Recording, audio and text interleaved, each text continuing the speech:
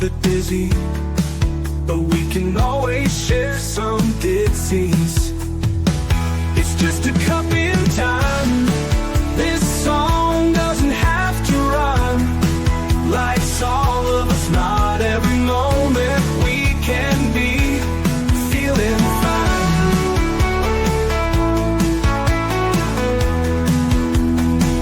I wanna share a moment, just a second if you will, maybe even a cup of thrill. We could share this performance. It's tea time, come sit with me. Well, welcome to Tea Time. Miss Liz here. And that's right, we have a returning guest. And you know how Miss Liz loves returning guests because the ice is already broken with my guests. We have Shamayne Olivia Kutas in the back, and we're going to talk about her work, her book and the workbook that I got to get. And my daughter and me are going to be working on that workbook together. So, but before we get started, you guys know how Miss Liz rolls. Get over to all the platforms: Facebook, LinkedIn, Instagram, TikTok, YouTube, Spotify, all those good platforms. Give those a like, follow, and subscribe, and get these tea times out there because they do make a difference for the guest and for all the viewers out there that may resonate with the stories that are being brought to tea time. Let's get started with a disclaimer and then a beautiful intro, and let's get Shamayne in here and let's spill some tea. And tonight's tea is reclaiming a fresh identity.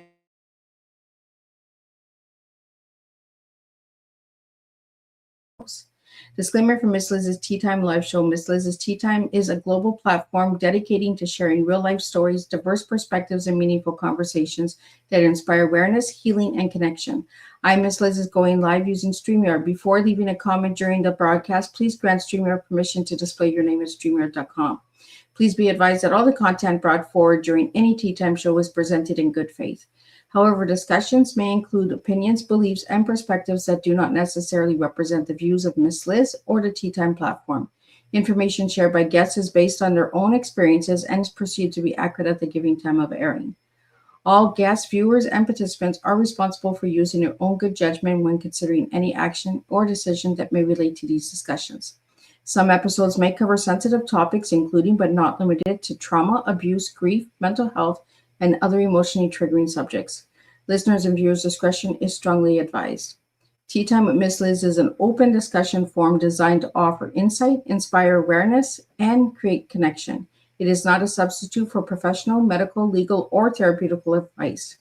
If you require professional support, please seek assistance from qualified professionals or trusted resources in your area. If you have any questions regarding this disclaimer or the content of the discussion, you are welcome to contact me, aka Miss Liz, directly at my email at bookingmissliz@gmail.com or visit my link tree, Miss Liz's Tea Time. By choosing to participate in, comment on, or view these live shows, you acknowledge and accept this disclaimer. Your participation is entirely voluntary. I, Miss Liz, welcomes you to join the conversation with an open heart, and if at any time you feel this platform is not right for you, I respect your wishes and decision and welcome you back whenever you are ready. Tea Time with Miss Liz is serving truth and awareness one cup at a time. Well, welcome to Tea Time with Miss Liz, where conversations become turning points and stories help us step more fully into who we are meant to be. Today, we welcome back a returning guest whose journey is rooted in growth, alignment, and the courage to live authentically.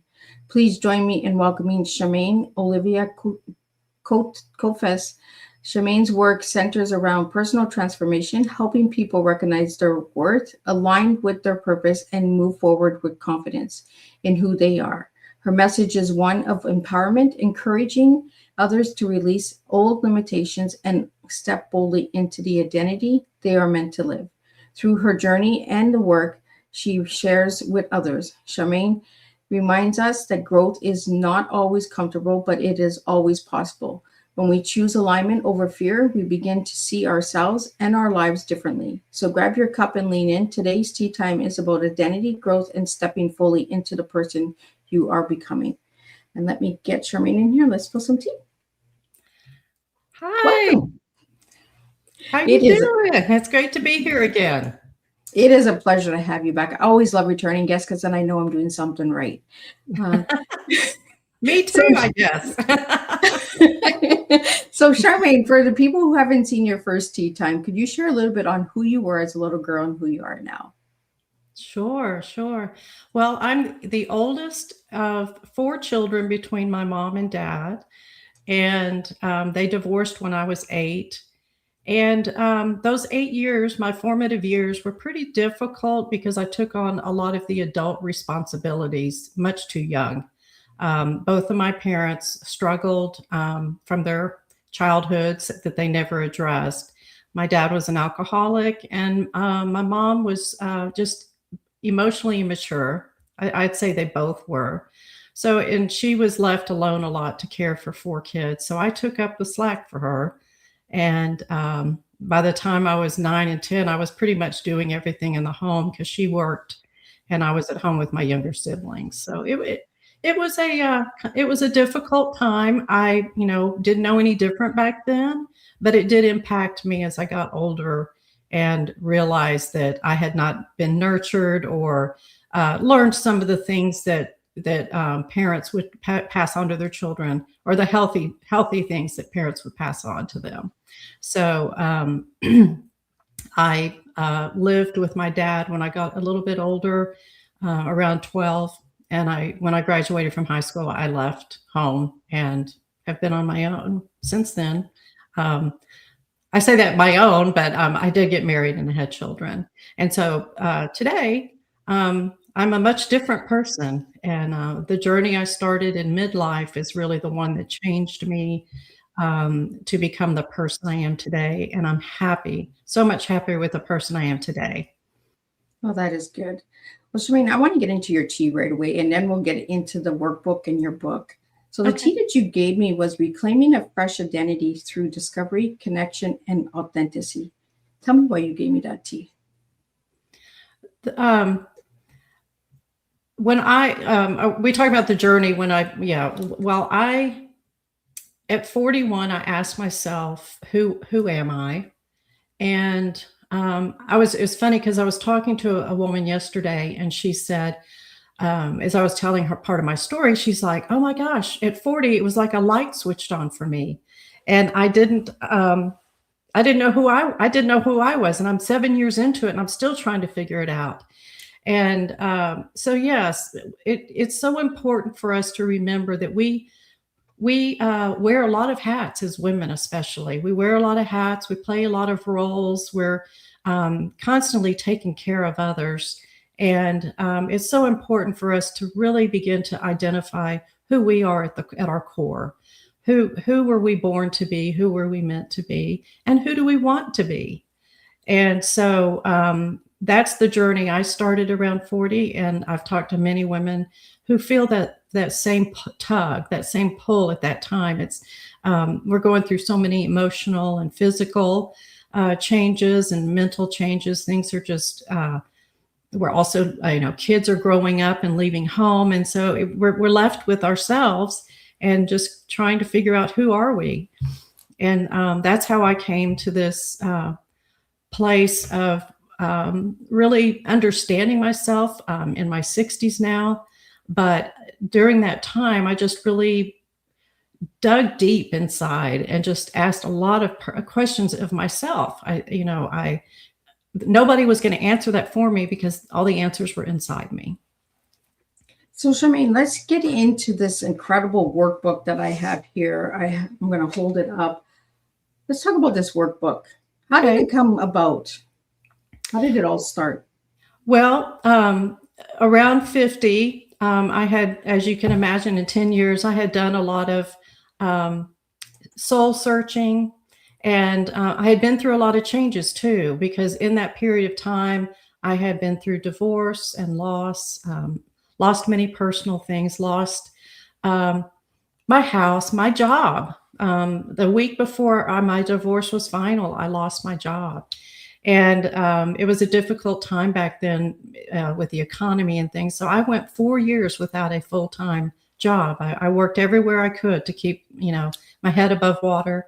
And to get to the place where I was finally able to breathe and start focusing on myself, the day I got a full-time job again. I was so excited. I was going to be working for a corporate company that was going to pay well, had benefits, all these wonderful things.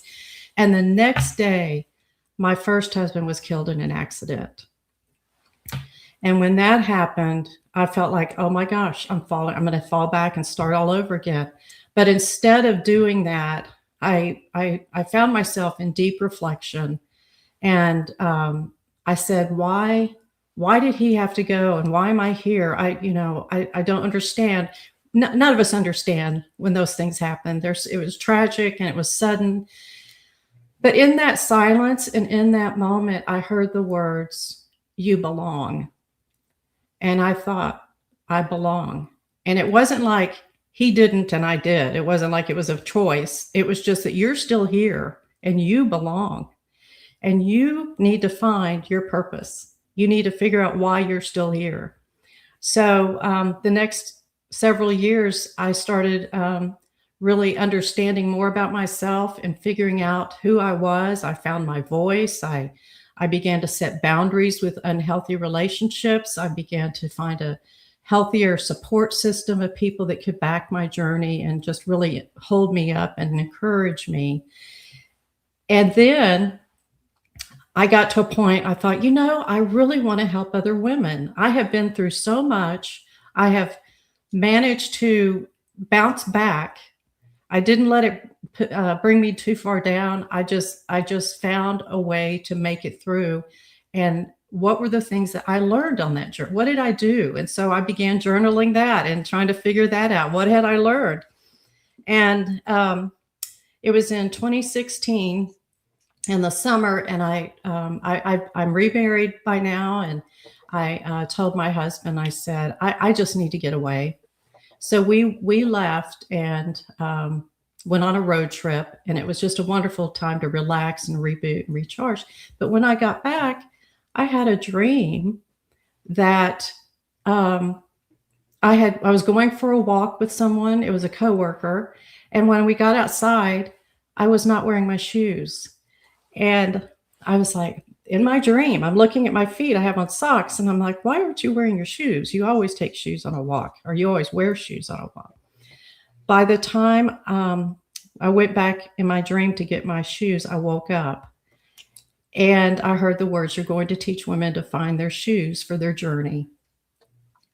And I knew in that moment that is how I was going to teach women. And that's where the workbook came from. And the shoe, to me, symbolized our full identity. The shoes we wear on our feet give people an idea of who we are. What's your style? Where do you work? There's all, what is your hobby? What, do you run? Are you a runner? Are you an athlete? Are you a nurse or a doctor? We can usually tell. Are you a fashion model? Do you work in corporate? You can tell people by their shoes. And then the shoe in my mind was a running shoe, and it began to break into 8 pieces. And those 8 pieces defined the elements of who we are. And it starts with our soul. The soul of the shoe is like our foundation, or it is the foundation of the shoe. And so our soul is our foundation. And we need to tear, kind of peel back all the layers of all the things that were shaping us as we grew up, and begin to rebuild that foundation. So, Shamayne, was there a special pair of shoes that you had that really stuck out with the cover of the book? Well, the cover of the book, it's the outline of a shoe. And of course, the one in my mind when I was pulling the components apart and started naming the heel as, for healing, and the arch for a support system, things like that, I just pictured a running shoe. And I thought that was appropriate because when we go for walks or runs or hikes or whatever, we need the proper shoes to fit, to make sure that we can make it through that journey, that hike, that run, climbing a mountain, whatever it is. We need to have the proper shoes that fit. And so in my mind, it was like a running shoe or a walking shoe, because I like to take walks. And so the outline of the shoe just kind of, the center of the shoe, you held it up, but that center design, my husband is a creative designer. He's a graphic designer. And if you look at that, when we were working on it, the people that were designing it for us didn't even notice this. But as soon as I saw it, I thought, oh my gosh, that bottom part is like the heel. That's where we start. We start with the healing. And then as you keep going through the steps, you grow. And by the time you're at the end, that heart has grown so much, and our hearts have become, the heart that we were seeking, the heart that we were needing. And I just, it was just amazing how that just all fell into place at that moment. But I knew, because it was so significant, that was my calling, that I needed to share this with other women and help them at that point in life, and their point in life where they're transitioning or they're having trouble figuring out. I know I was unhappy in work, and it wasn't because of the work. It was because I was unhappy inside. And so as I began to, figure out more about myself and really begin to accept myself and love myself again, I began to love the things around me. And that included my job. And if there was something I wasn't happy with, I found other things to do. I found ways that aligned with who I was. Shamayne, we have a question here coming in, and it says, how can someone begin reclaiming their identity after trauma? Well, I had a lot of help. I think it's important to have the right help. I started with therapy, and I did support groups with other women, so that I feel like, especially with women but most everyone, it helps to talk about things with others who have been there, or that are the professionals that know this. But once that was part of the buildup to where I was really learning about myself, and so learning about the things from my past that were holding me back.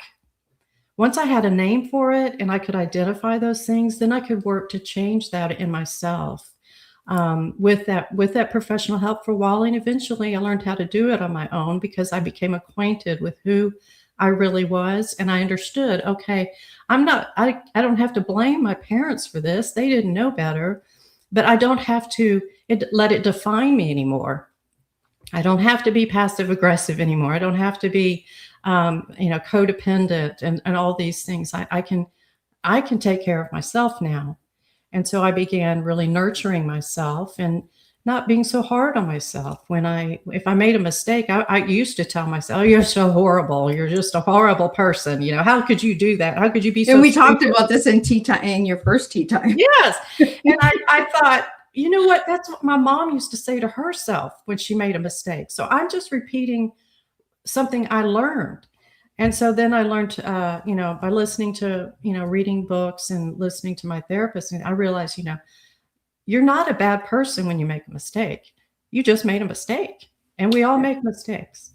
So, the biggest thing for me to get past the trauma and everything was identifying it and recognizing for what it was, and then finding a new way of doing things.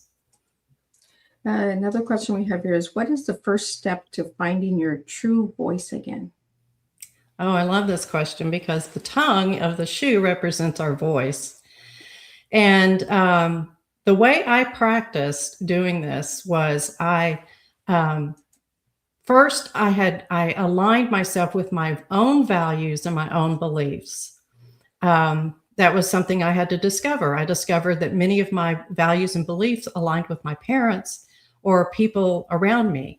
And I realized that didn't really feel like me. I mean, and so I actually Googled what are values. And so I could actually see a list to make sure I was aligned, naming the right things.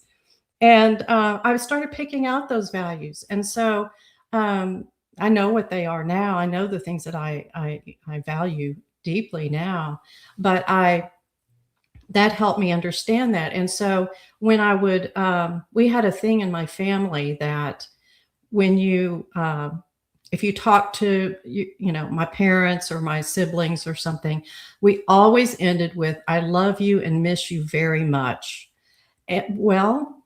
sometimes I didn't feel like that.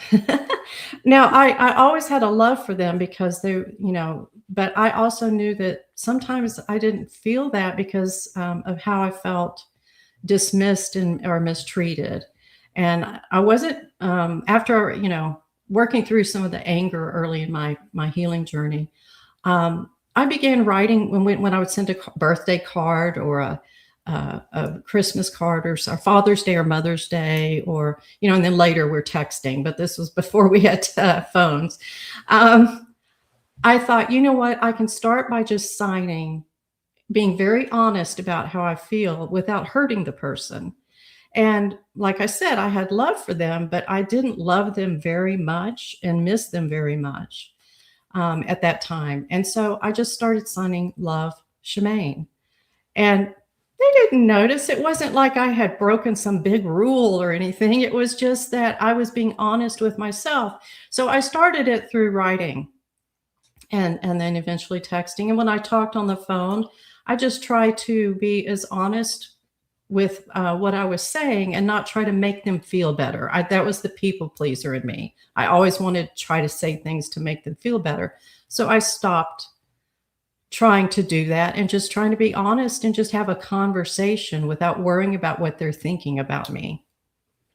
Shamayne, we talked about this in the first tea time, boundaries, and we have a question here. What advice would you give someone struggling with boundaries? We talked about this in our first tea time. If you guys wanted to check it out, she was on season 6, and you can check out her first tea time. But share a little bit about boundaries, Shamayne. Boundaries are going to be different for everyone. And I don't mean, us as individuals that are setting the boundaries, but also for the people you set your boundaries with. It's going to be, it's going to depend on what that relationship is with them. And so you have to look at each one individually. And one of the things I started doing, let's just start with my outer circle, the people that I maybe worked with, or they were more acquaintances than close friends and things like that. And I just kind of stopped, engaging with them unnecessarily. I found that, that was the first step. And then I kind of worked my way inward to where I got into my family, which was going to be the hardest for me. But the boundaries I set were, like, for instance, with my parents, sometimes if you were on the phone with them too long, they would start picking arguments with us or voicing an opinion. And if we didn't agree with it, they wanted to, fight about it. Well, I just started limiting my time on the phone with them. And I kind of stepped into the leadership role of deciding how long that call would be, or if I go to visit, I would make sure that I only stayed a certain amount of time. And it began to work because I wasn't around long enough for them to get to that point of arguing. But as far as someone struggling to set those boundaries, I think you just need to be clear and decisive about what you want in that relationship. And then do the things that in order for you to have that type of relationship. I never cut people out of my life completely, but I just stopped putting so much effort into those relationships that were not healthy for me. And eventually, without me having to do a whole lot, they kind of just fell off and went away. And in the meantime, I'm putting my energy more into building stronger relationships with people that I really liked, that I felt were a good influence on me and people I wanted to be around, and focused on those relationships. And those got stronger. So soon I was surrounded by people that were healthy for me. But it's very, very difficult sometimes especially when it's close to home and it's people in your own family. And I remember my mother told my sisters, Shamayne's distancing herself from us. She's leaving us. She's abandoning us. Well, I understood that she was saying that because she was feeling a difference in me. I wasn't abandoning them. I still was there. You were loving from a distance, like we said in the first time. Distance, yes. And so eventually she stopped saying that, and I would still talk to her. So I would just never let her get off on a tangent or anything. And I would just keep the conversation at the surface level But that's what I had to do with my mom, and people. You just kind of, that's where self-awareness comes into play, because you really need to be aware of your values, how you feel, and then and kind of meet them where they are. Remember, I said my parents were emotionally immature. Well, I could imagine the age they were stuck. My mom was stuck, maybe an 8 or 10-year-old. My dad was stuck around 12-year-old. That was a 12-year-old when he was abandoned by his father. So I talked to them, not down to them, but on that level. My mom could never get that deep. So I would talk to her, just about, and the things she was interested in, I would talk about that. But if that is actually what a boundary is. It's just learning how to talk to people on where they are. So Shamayne, I want to talk to you about the book, because the book is not the same as the workbook. So let's talk about the book. Is it your personal story? How does it work? Can we use the workbook with the book if we purchase the book? Yes, absolutely. My book is it's a teaching memoir. It's not a typical memoir, and it's not a typical self-help book. So what it does is it intertwines some of my life story from a certain point. It's actually from the beginning of my journey. I give a little bit of a backstory, but yeah, it talks about the journey, and then each chapter is the one of the shoe steps, and I give stories around those steps and how I came to understand that and make it work for me, like with the voice. And the other thing I was going to mention about the voice was that I was learning how to stand up for myself. And once I learned, really, I embraced my values and my integrity, I began to speak a little at a time with people that I trusted.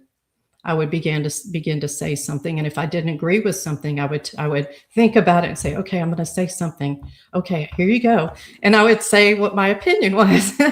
And eventually, with people that if you're doing that with people that you trust first, that's what happens. So I give some examples of that in my book when I get to each step, and then at the end of each chapter, it will tell you, if you want to know more, if you want to work on this a little bit more, page this page in the workbook can help you work through that. Oh, well, that's cool. So maybe I need to grab that book before we start these workbooks. Yeah, I know, it's a shame it wasn't at the same, things happen, life happens, and I just had to let go and roll with it, But now they're both here, and I'm very excited. Well, we have another question that came in for you, Shamayne, and it is, can emotional wellness really change relationships? Oh, I think so. I think we have to be healthy, and we have to really understand what matters to us. And the wellness is all about self-awareness and just understanding what's best for you. And once you have that, in fact, chapter, I don't know the numbers of the chapters, but the laces. In the laces of the shoe, they represent to me a connection of kind of coming in, because we reach the laces in the workbook at step 7, and there's 8 altogether, all the shoe components. And by that time, you've been layering, your values and beliefs, and building that foundation of your soul. And then moving to the healing. The healing is a tough one, because there's a lot involved in that. And then you're building up your support system and learning how to set your boundaries. And the toe is actually the thing that guides us forward, one step at a time. Learning to trust your intuition and your inner wisdom, that internal compass. And then by the time we get to the laces part, you've layered all of these things on top of each other, and you have really built a healthier, more balanced life. And so we talk about relationships and about how the deepest connection you can make is with yourself. But by doing that, it then becomes easier to have healthy relationships with others. Shamayne, can men use this workbook?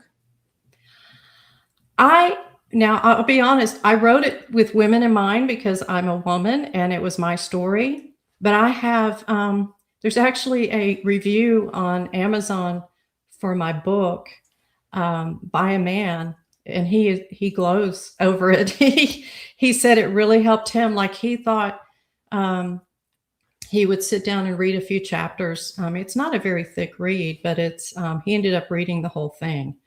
And many times men will walk up to me and say, I know you wrote this for women, but I got a lot out of this.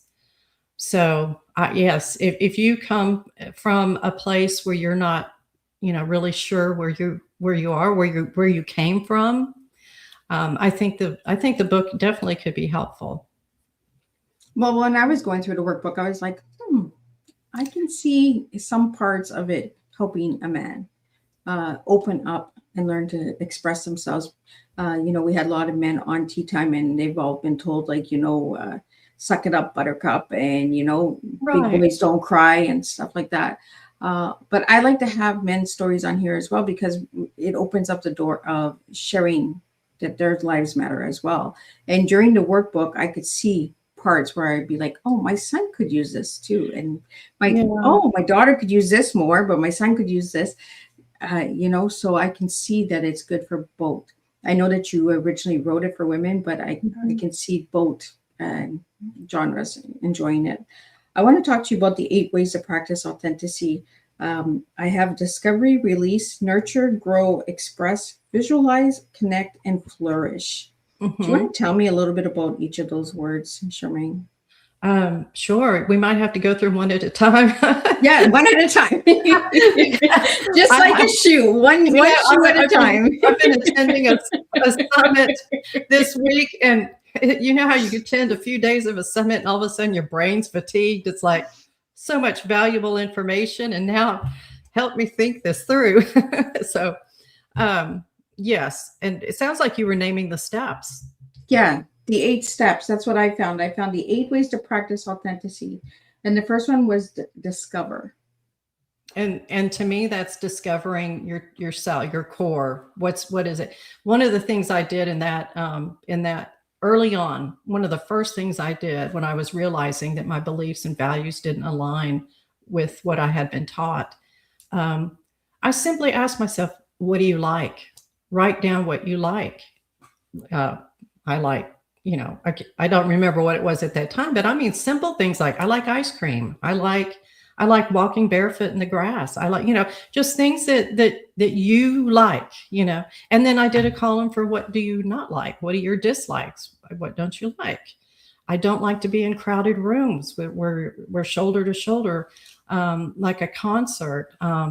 I now go to concerts where I can sit, and I like, where I can see, and because I'm claustrophobic, and I didn't ever identify that with myself. So yes, that's really just getting to know who you are.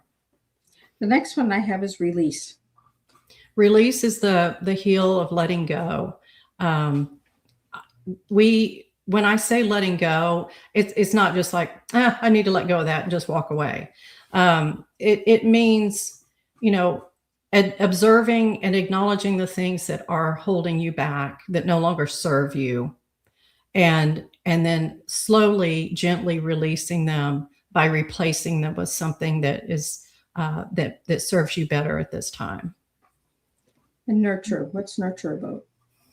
Nurture, that to me was, and this can go with the arch and the support but it was about nurturing my inner self. When you're changing and becoming the person you're meant to be, you're still holding on to a lot of the things that you were trained and socialized to believe, things like that. And sometimes that you recognize, it's kind of like you're living two, I don't know, for me, it felt this way. It'd be like I would react a certain way in a situation that was not becoming of me, that I didn't like about me. So I would have to stop and say, okay, why did you act that way? Or why did you react? Why did you slam the door on that person? Or why did you walk off abruptly? And when I recognized, oh yeah, I remember I didn't feel wanted, or I didn't feel this, I felt unworthy and I was embarrassed. And so I shut the door and walked off. I didn't want to face it. And so what I would do is talk to that, my inner self. I talked to myself. I just said, you know what? I'm an adult now and I can take care of you. You're not going to be left alone anymore. So the nurturing was really just calming myself and helping me understand that you're not in harm anymore. You're safe and I'm here to protect you. And then eventually those molded or, came into one. And sometimes I still have to ask, like, certain things to myself, but I can understand it pretty quickly now. Shamayne, why do you think we're so hard on our inner selves? Well, I think for me, it was because the people around me when I was younger were so hard on me. My mom was very critical about the way we looked, all of the kids. We had to look perfect because that was how she controlled her life. If she could look good and everyone thought we looked like the perfect family, then she was safe. And so, but her critiques on me and my siblings really lowered our self-esteem and our confidence and stuff. And so I think a lot of times we carry that, or not a lot, I mean, most of the time we carry that with us into our adulthood and continue to just repeat those same words or just, we need to give ourselves a break because we're creating something new out of something that was damaged or not damaged, but just, mistreated or misguided. And so it takes that nurturing and then that understanding that you're not a bad person. We just have to sometimes relearn things and accept who we are. Shamayne, do you feel the workbook is for inner child healing? I'm not a specialist in that. I did go through some of that with my own therapist. So I believe that a lot of the exercises and journaling and the things that I do tend to lean towards that and to help that. Yes, for sure. It's because the way I saw it in my journey is I wasn't starting over. I was just reinventing and rebuilding what had broken or what had been torn from me. And then letting go of the things that I no longer needed.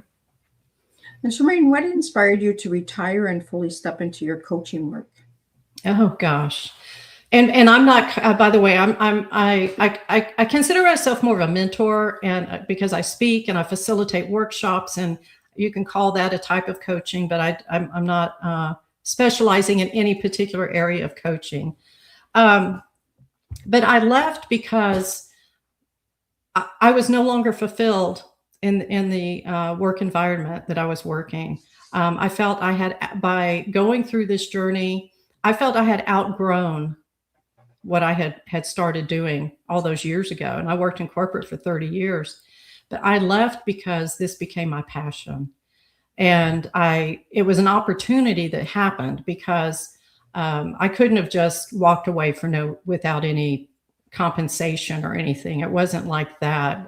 In my case, it's great if you can do it, if you can and you want to. But it just so happened that,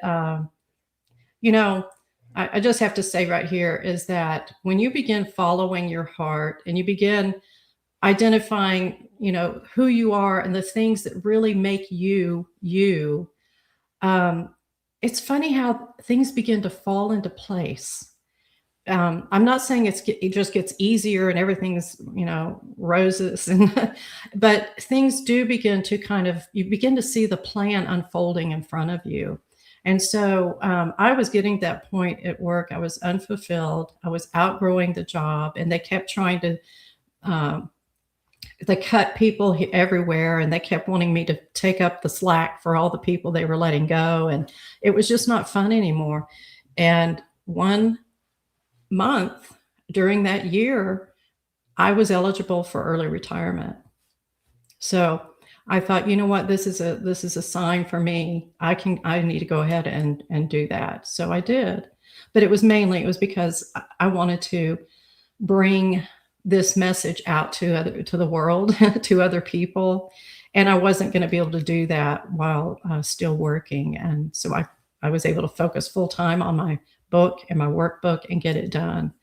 And I'm practically, my daughter said, "You started a new career, Mom." And I was like, oh yeah. It is like that when you start writing, it's like a career, right? Because there's so much work behind writing a book and workbooks. How long did it take you to write the workbook? Well, the workbook came together after the dream in 2016, and I just started piecing it together. And then after my retirement from corporate, I hired a coach who coached on workbooks. And so if you consider from the time I started, the idea came, that took me almost 10 years. But applying everything and putting it together and designing everything, that was just a year or two once I had the complete framework. Also, I have to admit that I am very lucky to have a husband who's a graphic designer.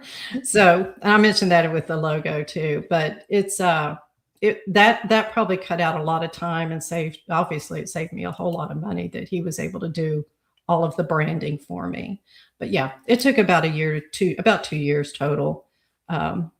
Once I had the framework and all ready. I was teaching some of these, I was testing out the framework and teaching the workshop while I was still in corporate. We had, that's a great place if you're in corporate and you're wanting to branch out into something more passionate. Look within that company to see if they have any groups that can support you. I did presentations for women's groups and things like that. So I was getting my feet wet while I was still at corporate on my own time, but just taking an hour here one day and an hour there another day, and just kind of building up to that so I could leave. Shamayne, do you have a connection with your feet? What a great question. I love that. I do like to be grounded, and I do like to go and stand in the grass barefoot. There's something about being on the ground and your feet touching the ground and feeling it that that just makes you feel energized. And I don't know, there's just something so soulful about that. That was unintended. That was a pun, not intended. I guess it was meant to be that way, but yeah, I would say so. Just I'm not a foot fetish or anything like that, but I definitely understand the importance of my feet and how they ground me. They keep me standing, and they're very important. And I do have that. I also paint my toenails, so. You have the book beside you. I have the workbook. If you could just hold up the book so people can see that it is exactly the same as the workbook. Yeah. It's just a little bit smaller. So with that book, Shamayne, what is it, a book that you could jump from chapter to chapter, or is it read chapter 1, 2, 3, 4? Because I like to bounce around when I read a book sometimes. Yes, I think you could bounce around some, but as I explained before, each of the steps tend to layer one on top of the other. And maybe you already know parts of yourself that are in those steps, and you're like, well, I already understand this. But it's always good to kind of refresh yourself and just make sure you're where you are, where you should be right now compared to where you thought you were before. But it's like 186 pages. It's not very long. And my daughter tells me when she was reading it, she said, "Mom, it's a good read and it's hard to put down."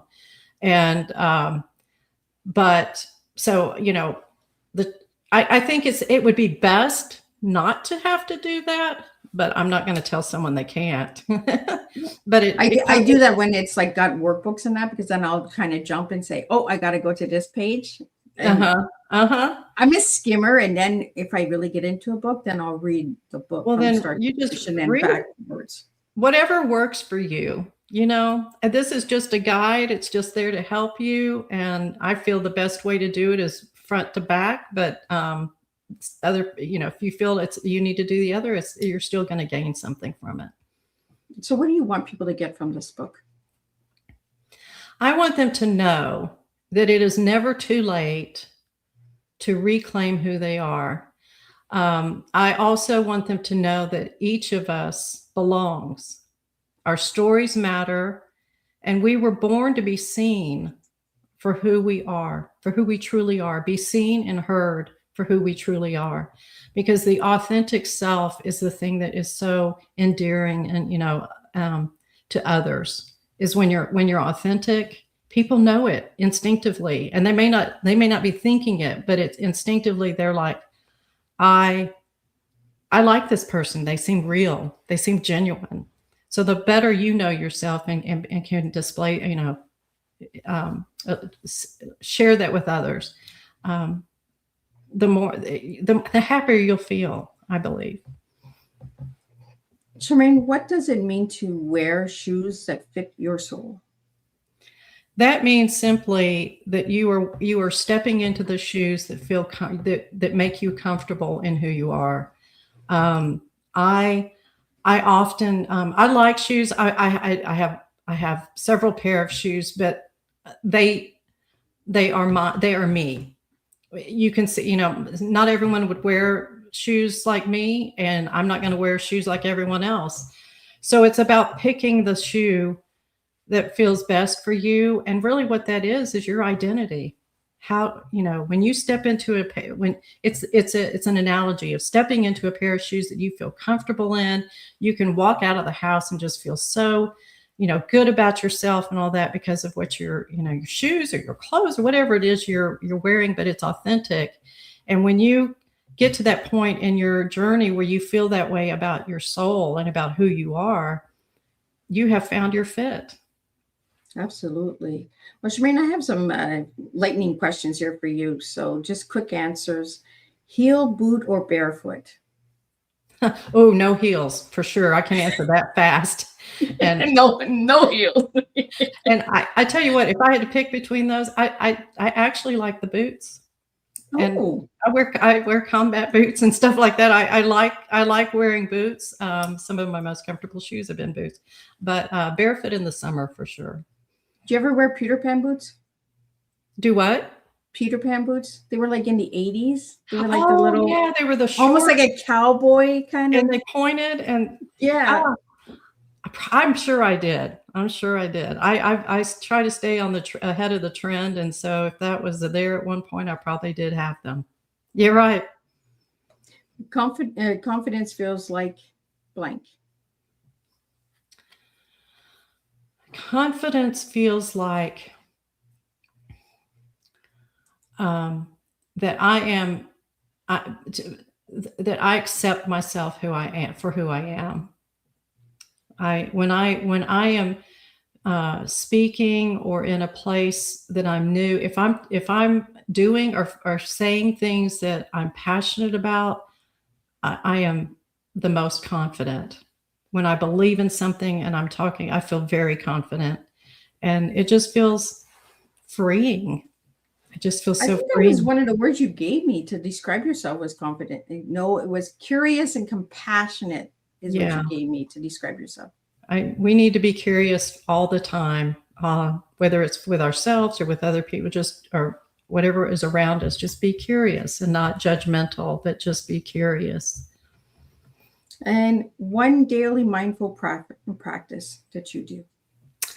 I do yoga in the morning. How early? Not that early. That's another thing when you retire from corporate. I set my own. But I love my morning routine.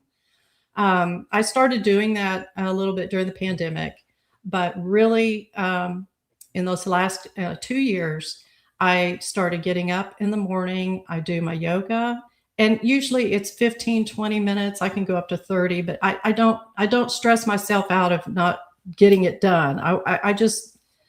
want to stretch and breathe, and just it starts my day off so well. And then I go and I make my breakfast. And my husband is, I told you, the creative designer, so he works late in the evening. That's his creative time, 2 o'clock in the morning or whatever. So we have a little bit different schedule. So in the morning, that's my time, and I just take advantage of that, and that's what I do every morning during the week. Weekends are different, but An identity begins with blank. identity Begins with. Identity begins with naming, naming those values, naming who you want to become, naming it. Just identifying those things becomes your identity, and putting all those things together in your unique way. And finish this. When her shoe fits. When her shoe fits, she can accomplish anything she wants to. I love it. The impossible dream of wearing the impossible shoe. Right? I do. When I'm comfortable with my shoes, and I've had all that, I feel like I can do anything. Don't get me wrong. I have my down times. There are times when I need to pick me up. I need someone to validate or encourage me or something. But when I reach that point again, I feel like I can do anything. And Shamayne, do you have any workshops coming up, or any new books coming out, or any good events that we should know about? I am working on getting a workshop scheduled, and I want to do some virtual workshops because I was doing those during the pandemic. But in person to me is the best way to relate with people and really get to know people. But I don't have any scheduled yet. My book launch is scheduled for April 12th. But I'm here in Texas and near Austin, and that's where I'll be having it. Oh, I love that. I got you before the book even came out. I love it. It's available, but yeah, the big launches. I cannot wait. I am so excited to see my family and friends and people who are coming that not even aware of, but I can't wait for that. And I'll be doing some author talks. I just have one planned for May right now, but Miss Liz, I am trying to get into the shoe stores. I want to do some author talks in shoe stores where the women I want to reach are. I might even do some boutiques or something, but I just feel like that's where my people are going to be. And so we're working. I kind of like the way that's marketing, because people are buying shoes and getting a workbook. Like, I think it's a good market strategy. That was just something when I walked into my favorite shoe store, I thought, my book needs to be here. I should do a book launch here, or an author talk or something. These are all the people.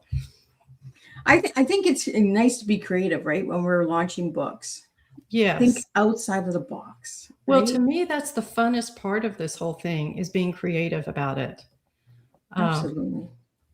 Yeah, I've heard a lot of women. Well, I say women because I've been going to the Women in Publishing Summit, and a lot of the speakers are talking about being creative about the book launches, and I'm like, check. I got the bookstore. I got the shoe stores. Would your first shoe store be a running shoe store? Probably not. I'm not a runner. I like shoes that I do, like loafers and Oxfords, and I just like kind of, I don't know how to describe them. I mean, they're so, just what are they called? Just something chic and comfortable. I go for comfort a lot. I know running shoes are comfortable, but I'm not a runner, so it wouldn't be that. It would be something where office stylish, kind of business stylish, or just fun shoes like that are fun to wear. So like Crocs. I don't have a pair of those. We gotta get this girl a pair of Crocs. I don't. I tend to wear things that coordinate with everything I'm wearing. I don't know. Somebody once said menswear or something like that, where I mean they look like, you know, men's loafers or something. I like things like that that tie up, or buckles. I love buckles. Oh, so Yeah. I can see why you like the boots over the barefoot, because the Yeah. buckles on the boots. Yeah. And yeah. Do you think that's another book coming out? You I got the shoes, now you got the boots. There you go. Yeah, gosh, I'll have to work on that. What's the metaphor here? What's the symbolism to the boot? Yeah, I might. I've thought about doing a children's book, just to help young people understand what it's like to know who they are.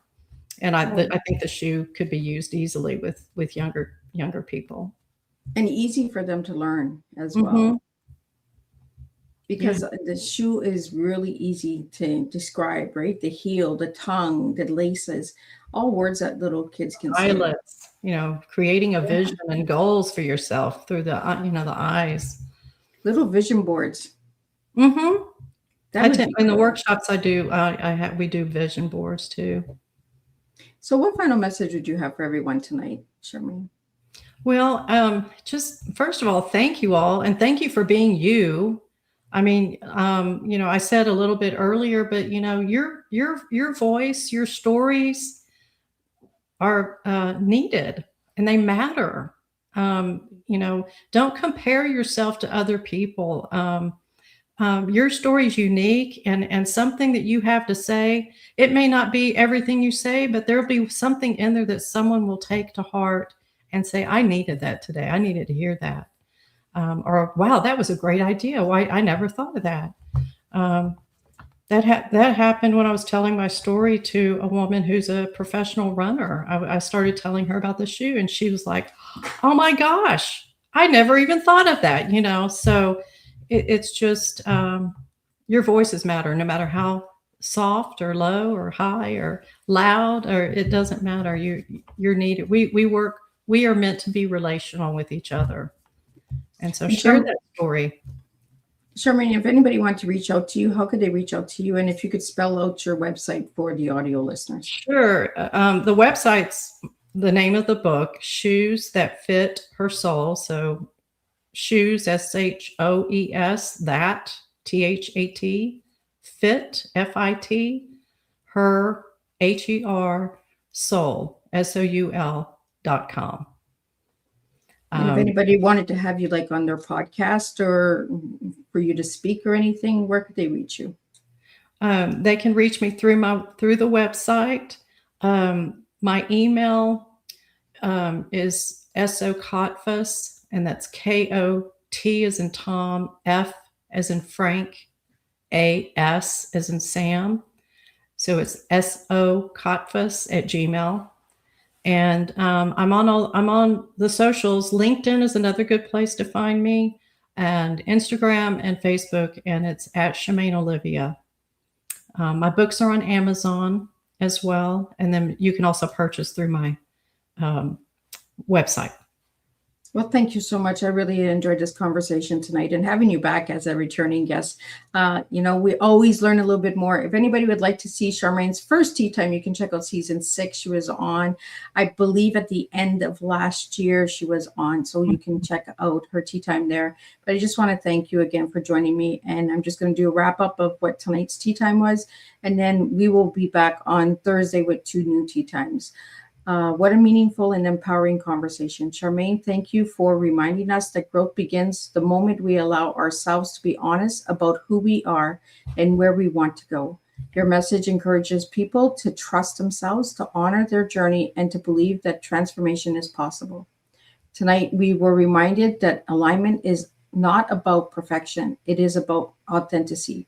When we give ourselves permission to grow, to change, and to evolve, we create space for a life that truly reflects who we are.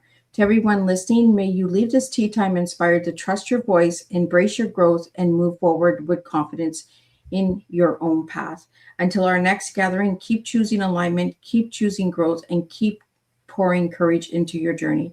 And I'll see everybody on Thursday, same time, same place, and we'll do this all over again.